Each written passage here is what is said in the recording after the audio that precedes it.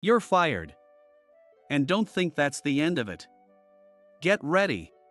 My boss said this to me at work. I tried to defend myself endlessly, but they dismissed my arguments, saying there was no evidence. I was accused of embezzling company funds and was fired without any chance to prove my innocence. I have no idea what to do now. With my mind completely blank, I packed my things and left the office. What am I supposed to do? I sat on a bench in front of the building, holding my head in despair. No money, no job. Actually, it's worse than having no money. I have a huge debt to pay off. As I sat there, lost on how to move forward, someone spoke to me. Is that you, Kevin? I looked up to see a beautiful woman about my age standing there. Emily, you need to pay for your school lunch. Mr. Johnson's angry voice echoed through the classroom. A thin girl was standing in front of Mr. Johnson. It must have been about 18 years ago, and I was around 9 years old. We were supposed to put our lunch money in an envelope and hand it to Mr. Johnson every month. Most of the students paid the required amount. But my classmate, Emily, was always being scolded for not paying her lunch money. Thinking back now, it wasn't Emily's fault she couldn't pay the lunch money, it was her parents. There was no point in blaming her, and she had no way to explain herself. I'm sorry. Emily apologized in a voice so small it was barely audible. What? I can't hear you. Mr. Johnson snapped back harshly, glaring at her. Emily shrank back, her shoulders trembling slightly. Given the times, Mr. Johnson probably wasn't just venting his stress. He likely felt a sense of duty to maintain authority among the students. Emily's getting scolded again. She's such a bad kid. Snickers came from the class as they watched Emily being reprimanded. The students began to see her as someone it was okay to mock. Back then, I wasn't any different from the others. I looked down on her for being scolded by Mr. Johnson and probably laughed along with the rest. Her family's poverty was evident in her daily life. She rarely took baths and had a slight odor. Her clothes were always worn out, giving an impression of neglect. That's my first memory of her, Emily Yates. Let's eat. My household consisted of just my mom, who worked late into the night. I was a latchkey kid, always eating dinner alone. There would be food ready on the table, which I'd heat up in the microwave. That night, I think it was my favorite stew. While I was secretly happy, I ate with a blank expression. After all, even if I said, "It's delicious," there was no one to respond back. Thank you for the meal. After stuffing the stew into my stomach, I took the dishes to the kitchen. I washed the plates and placed them on the drying rack, then returned to the living room. Then I turned on the TV and spread out my homework on the table. I spent time neither really watching the show nor making progress on my homework. Until my mom came home, this was my weekday routine in front of the TV. Mom, listen. Emily got scolded again today. After my mom came home, I would share the funny things that happened that day. I would talk about who I played with, my good test scores, and other significant events for a kid. Among these stories, I mentioned Emily. Emily is the girl in your class, right? My mom listened while folding laundry. She didn't pay for her lunch. That's not good. I repeated what Mr. Johnson had said, feeling proud. Everyone else pays their lunch money, but she doesn't. I continued to speak proudly. I didn't notice that my mom was starting to get angry. Kevin, do you find other people's struggles funny? Ha! I was taken aback by her sudden serious tone. She stopped folding the laundry and looked straight at me. But Mr. Johnson and everyone else say it's bad. Has Emily ever done anything mean to you? No, but... Then why do you say mean things to her? Because... Her stern voice made me falter. If I didn't give you lunch money, you couldn't pay either, right? Yeah. Emily's not to blame. She's not at fault. Okay. I'm sorry. When I apologized, my mom sighed gently. Do you know anything about Emily's situation? Not really. I tried to recall what Emily had told Mr. Johnson. She said her mom didn't give her the money. I see. And she also said she doesn't get to eat much and wants to eat at school. I understand. My mom seemed shocked and fell into deep thought. Then, in a serious voice, she made a suggestion to me. Kevin, you're going to apologize to Emily tomorrow, right? Why should I? You made fun of her, didn't you? Well, yeah, but. Then go apologize. It's not hard. All right. Good. My mom smiled warmly. And while you're at it, invite her to dinner. What? Why? I was shocked by her suggestion. Emily doesn't get to eat much, right? It would be nice. Well, I was hesitant about inviting a girl I hardly talked to over to my house. It was typical shyness for an elementary school kid. Kevin, don't be mean. All right. Good boy. When I accepted the suggestion, my mom smiled happily. I felt a bit embarrassed and silently went back to my room. The next day at school, I saw Emily at the place where we change into our indoor shoes. Before I even thought about it, I called out to her. So, come over to my house for dinner today. When I said this abruptly, Emily looked surprised and widened her eyes. Why? She tilted her head in confusion. Of course, she would. We had barely spoken to each other before. Just do it. My mom said so. Oh. With that, I ran off without waiting for her reply. I heard her confused voice behind me but didn't look back. The day I invited Emily over, I wandered after school. We walked the familiar route home in silence. Well, Emily was walking a little distance behind me, also almost silent. I had completely forgotten about dinner and was heading home alone. But Emily, who had been waiting by the entrance, reminded me by saying just dinner. So, we walked to my house without speaking a word. We're here. Thank you for having me. We arrived home, and I unlocked the door and let her in. Emily cautiously stepped inside. Do you want to take a bath? My mom said, if you want to take a bath, you can. I remembered what my mom had told me that morning. Can I really take a bath? Sure, why not? After thinking for a moment, Emily said something that I didn't quite understand. Well, I usually get scolded for using too much water. I don't know, but my mom gets mad if I don't take one every day. Really? Yeah. She's really strict about it. I see, thanks. Emily, usually expressionless, seemed to smile a little. I'll go get the bath ready. You can wait in the living room. All right. Hearing her voice, I dashed to the bathroom. I cleaned the tub and pressed the button to fill it automatically. It was a simple act, but I felt a little proud because it seemed like I was doing something for someone else. I sat alone in the living room and turned on the TV. I think a news program was on, but I couldn't focus on it at all. From the bathroom, I could hear the continuous sound of running water. Having a girl from my class in the same house, taking a bath, made me nervous even as a kid. Kevin, thank you. Oh, yeah. I was zoning out when Emily came out of the bath. She was wearing light blue pajamas and drying her long hair with a towel. Those pajamas were ones I had gotten but never wore because they were too cute. They were a bit big on Emily, but she looked very nice in them. What's wrong? Nothing.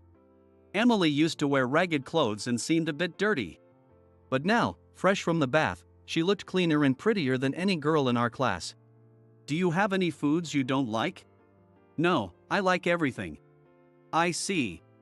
After making sure Emily was out of the bath, I took the food on the table to the kitchen. There were 2 portions prepared, so I reheated them in the microwave in batches. Not knowing what to say, I kept staring at the microwave timer. This is delicious. Emily's face lit up as she ate. Right? My mom's omelet is the best. I felt proud that she liked my mom's cooking. Do you like omelet? I like omelet and everything. But I don't like cardboard.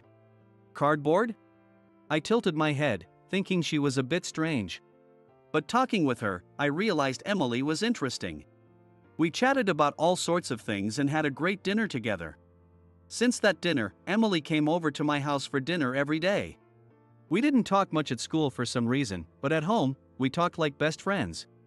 Actually, Emily always listened to me with great interest. She didn't have a TV or computer at home, so she wasn't familiar with current trends. Instead, she listened to my stories with shining eyes. Thanks for keeping Kevin company again today. My mom would say this to Emily when she came home. What are you talking about?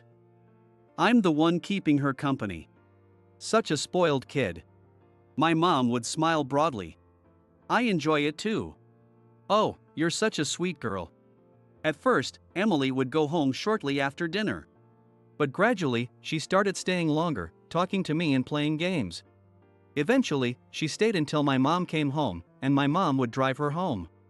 All right, Emily, let's get you home. Okay, Mom. Emily would stop playing the game and run to my mom. Feeling annoyed about being left out, I ended up saying something mean. She's my mom, so it's weird for you to call her mom that. Really? Emily uncertainly looked back at me. Hey, don't say mean things. It's not weird at all, Emily. Really? But maybe I felt like my mom was being taken away, and I sulked. That's how close Emily and my mom had become. There's no because. Emily is like a daughter to me now. With that, my mom patted Emily's head. Emily smiled happily and walked out of the house as usual. After a while, I heard the car engine start and drive away from the house. Well, maybe. Left alone, I continued playing the game Emily and I had started. Feeling a bit lonely, I realized how important Emily had become to me. Is it here? Since she started having dinner at my house, Emily had gradually become more cheerful. She talked more at school and even made some friends. But then, suddenly, she stopped coming to school. And of course, she stopped coming over for dinner. With many handouts from school piling up, I was tasked with delivering them to Emily. The first time I went to Emily's house, I found a rundown apartment. Trash was piled up in the hallway, creating a strange atmosphere. This is scary. Feeling uneasy, I went up to the second floor of the apartment. I found the sign for Emily's apartment, 201, and rang the doorbell. What do you want? After a while, a man who looked tough answered the door. He seemed to be in his early 20s and looked quite irritated. Emily was absent from school, so I brought her some handouts. Handouts? The man yawned and took the handouts from me. Yeah, I remember these from when I was in elementary school. But Jessica works during the day, so I don't know. Looking back, I realized that Jessica was probably Emily's mom. Oh. But at the time, I didn't understand and could only watch as the man went back inside. What should I do? Holding the handouts, I stood in the trash-filled hallway as the thick door closed behind him. Of course, I didn't have the courage to ring the bell again, so I eventually trudged back home. So, that's what happened. I told my mom what I saw when I delivered the handouts to Emily's house. That day, my mom was home preparing dinner since it was some company anniversary. My mom thoughtfully continued making dinner efficiently. I was, as usual, doing my homework while glancing at the TV. Hey, someone's at the door. Kevin, can you get it? Suddenly, the doorbell rang, indicating someone had come to visit. Following my mom's instructions, I went to the door and opened it. Emily? To my surprise, Emily was standing outside the door. She stood there silently, staring at the ground. What's wrong? I asked, but she didn't respond. Come on in. I gestured for her to enter, and she nodded without a word. Emily walked inside but stopped at the entrance. Not knowing what to do, I closed the door and watched her back. I'm hungry. After a long silence, Emily finally spoke. Eat as much as you want. My mom smiled warmly at her. Emily ate the food in front of her with intense focus. Mom didn't ask her any questions, and Emily didn't say anything. I was so amazed by Emily's appetite that I forgot to eat my own meal. Here, eat this. I pushed a plate towards Emily. Don't you like fried chicken? Emily hesitated but kept her eyes glued to the fried chicken. I do, but you should eat it. Thanks. Emily smiled shyly and started eating the fried chicken. Noticing my mom grinning at me, I looked away, embarrassed. As we enjoyed our dinner, the doorbell rang again. Sorry, Emily, can you come here for a moment? After answering the intercom, my mom quietly called Emily. Emily nodded yes and followed my mom to the front door. I could hear the voices of a man and a woman coming from the entrance. It was probably Emily's mother with the police. The adults talked loudly for a while, making me feel anxious. Eventually, I heard a woman's loud voice, and Emily returned to the living room. "Let's eat." She sat back at the table and started eating again. The voices from the entrance grew louder, and it seemed like people were restraining Emily's mother. "Are you okay?" Tears filled Emily's eyes as she stuffed her mouth with food. "It'll be all right." I didn't know what would be all right, but I took her hand. Emily stopped eating and slowly expressed her feeling. "I don't want to go home." Emily whispered. "Stay with us. Let's eat together every day." "Really?" "Yeah. Mom said you're like a daughter, and when we eat together, we're family." "Family? Am I not unwanted?" "Of course not." I wiped her mouth with a tissue. It felt like I had a sister, or rather a sister who needed care, truly feeling like we were a family. I didn't know what kind of exchange happened after that. All I knew was that Emily stopped coming to both our house and school, and later I heard she had transferred to another school. That's the memory I have of my strange classmate from 18 years ago. After that, I grew up without seeing her again, became an adult, and got a job at a large company. "Michael, I'd like to leave early today." I filled out a leave form and brought it to my boss, Michael. As usual, Michael made a disapproving face and clicked his tongue loudly. "Kevin, how do you think it looks for one person to leave early when everyone else is working hard?" "But I've gotten permission from HR." "Ha! Then maybe you should transfer to the HR department. We can't have slackers in our team." Michael leaned back in his chair and began a long lecture. "Michael, that's enough." "John." Our department head, John, interrupted Michael's tirade. "Kevin's mother is seriously ill and hospitalized. Visiting her every week is commendable. But, besides, Kevin makes up for it with overtime on other days. There's no problem with that." "All right." Reluctantly, Michael accepted my leave form. "Thank you." I appreciated both Michael and John and quickly left the office. I went home to get my mom's change of clothes and then hurried to the hospital. Phew. While working that morning, I couldn't help but let out a big sigh. My mother had raised me alone, and I managed to get a job at a large company. However, the long years of strain took a toll, and she collapsed around the time I joined the company. She has been hospitalized ever since, mostly bedridden. She needs a major surgery, which is estimated to cost around $200,000. We don't have that kind of money, and she wasn't covered by decent health insurance. I was just paying the monthly hospital fees, visiting her without seeing any hope for improvement. "Hey, you look down." Michael noticed how depressed I seemed and spoke to me. "Sorry, I'll focus on my work." "No, that's not what I mean." Michael sat next to me and spoke gently. "John told me. Your mom's in a tough spot, isn't she?" "Yes. She's been hospitalized for a long time. I heard the surgery will cost a lot." "Yes. My salary isn't enough to cover it, and I can't find anywhere to borrow that kind of money." "You're such an idiot." "What?" Michael suddenly burst into laughter, catching me off guard. "What do you mean?" "The company has a loan system for employees. You should use it." "Really? There's something like that?" "Yeah. Hold on a second."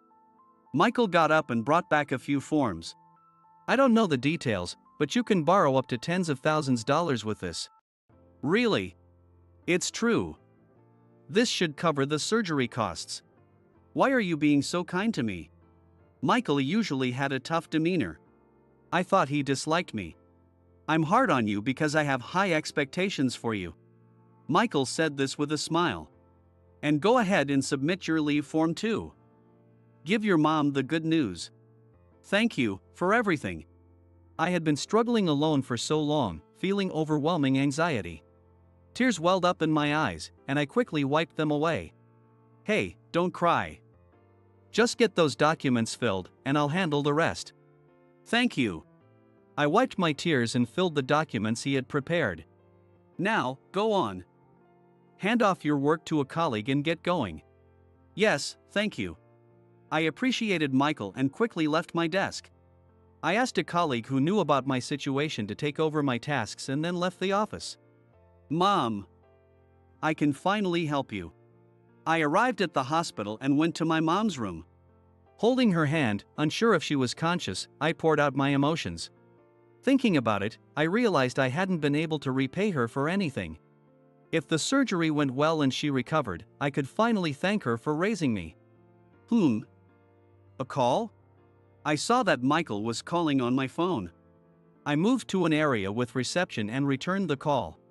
Hello, this is Kevin. I'm returning your call. Hey. The money should have been transferred to your account. Michael's voice sounded unusually cheerful over the phone. Thank you so much. I can't express how grateful I am. I wasn't sure about the exact amount, so I transferred about $500,000 to your account. $500,000. That's way too much. Yeah, that's a bit of an issue. Is it a problem? Not really, just withdraw the extra and bring it to me. Of course. I'll go to the bank and withdraw it as soon as possible. Great. Bring it to the office after work today. No problem.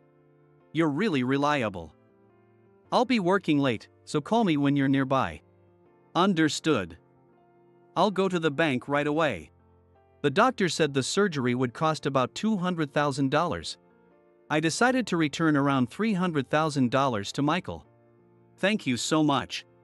Even though he couldn't see it, I appreciated deeply while holding the phone.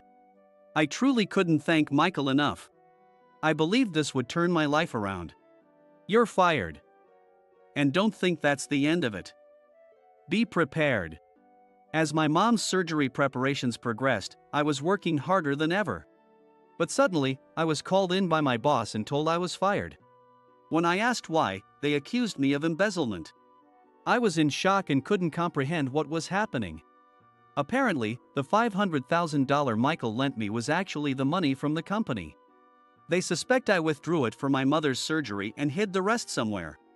That's not true. Michael told me to borrow it. Don't be ridiculous. Do you have any proof? Whenever I tried to argue, Michael would shut me down completely. John and the others wouldn't listen, saying there's nothing they can do without evidence. Objectively, it looked like I had authorized the transfer of $500,000 into my account with my sign. Then, I withdrew $300,000 in cash, which is now unaccounted for.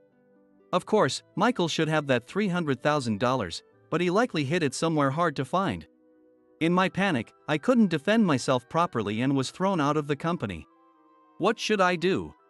I sat on a bench in front of the company building, holding my head in despair. I had no money or no job. In fact, I not only had no money, but I also had a huge debt to repay. I was completely at a loss about how to go on. Is that you, Kevin? Suddenly, someone spoke to me. I looked up to see a beautiful woman around my age standing there. She was gripping her hand tightly, staring at the ground with a strange expression. The person who spoke to me introduced herself as Williams from the company. She wanted to understand the situation better and offered to drive me to the hospital. I don't know what to do anymore. I spoke to her as we walked down the hospital corridor. She had long hair and was very beautiful. She was the kind of person I had never encountered in my life. Her suit looked expensive, making me feel inferior. Glancing at my own clothes, I realized they were more tattered than I thought. The incident even reached the hospital, and the surgery procedures have been halted. She silently followed me, not saying a word. Despite her silence, I couldn't stop my stream of complaints. They'll probably take back the $200,000, making the surgery impossible. On top of that, continuing to pay for my mom's hospital stay would be challenging. I was deceived by Michael. I believed in someone's kindness, and this is what happened. It felt irreparable. I probably wouldn't be able to save my mom. We're here. We reached my mom's hospital room, and I opened the door. When the woman saw my mom lying in bed, she gasped. "Mom!" she whispered softly. The woman clenched her lips and trembled slightly. My mom has been like this, sleeping for years now. I couldn't lead a normal life because of the constant visits to mom and overtime work. It's pathetic. If I had worked harder, maybe she could have had the surgery. Right now, I was barely managing to pay for her hospital stay. I couldn't even afford proper clothes or meals for myself. I'm hungry, I muttered like a child. Kevin, let's go back to the office. Huh? She said this while still looking at my mother, her voice trembling. Her words, filled with an anger-like intensity, left me with no choice but to nod silently. Kevin! How could you come back? Back at the office, I found Michael and John waiting for me. Michael was visibly irritated, but John seemed willing to at least listen. Do you have any proof now that you're here? Well, no, I don't. I stammered, unable to produce any new evidence. I knew I had to do something, but I had grown accustomed to losing. Kevin claims he was deceived by Michael. Ms. Williams spoke up in my defense. That's baseless. You have no proof. Michael shouted, leaning aggressively toward her. If the police investigate properly, they should find evidence, like surveillance footage. No, not the police. Why not? It would disgrace the company. Imagine if people found out an employee embezzled money. Why are you, just an employee, making statements as if you represent the company? Ms. Williams retorted without backing down. Just an employee? Who are you anyway? Michael, unable to contain his frustration, demanded an answer from her. Then she began to speak slowly. Recently, everyone knows about the unfortunate incident involving President Anderson's only son, right? Yes, but what does that have to do with this? As she mentioned, the company had been in turmoil over succession issues. It was rumored that there was a significant problem about who would take over the company. And you're aware that a child from outside Mr. Williams, the chairman, marriage has been discovered? I've heard rumors. I remembered hearing such rumors. It was said that Mr. Williams had only recently learned about this child and doted on them despite their age difference. No way, are you? Michael seemed to realize something and widened his eyes in shock. He started trembling and glanced around nervously. Yes. I am Mr. Williams's daughter. She declared firmly. Michael and John exchanged glances, their faces turning pale. So, what is your relationship with Kevin? What kind of relationship? Asked by Michael, she began trembling with anger. Kevin is my only family. What? Her sudden revelation left me confused.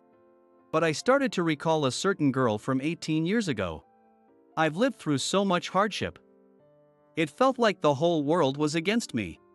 Michael recoiled at her fury. But Kevin and his family were the only ones who were kind to me.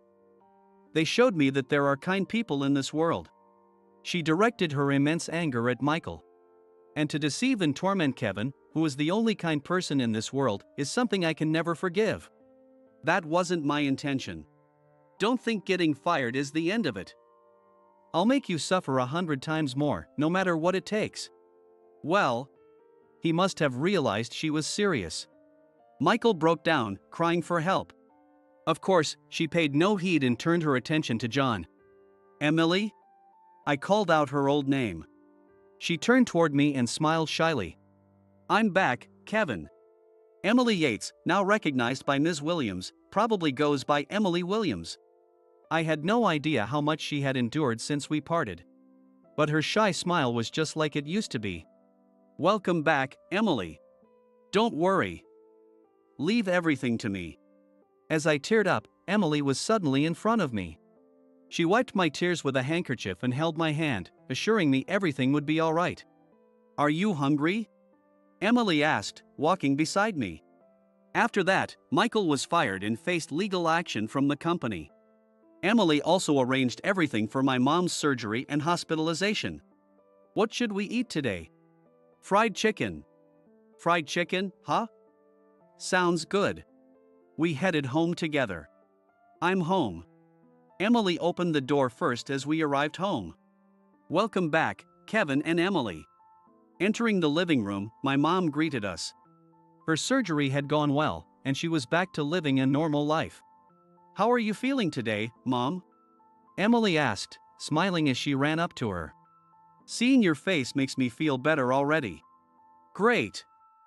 So, how about some fried chicken? Sounds good. I'd love some. They laughed together like a real mother and daughter. Now, we could truly live as a real family. Emily, let's start preparing dinner. Yeah, I'm starving.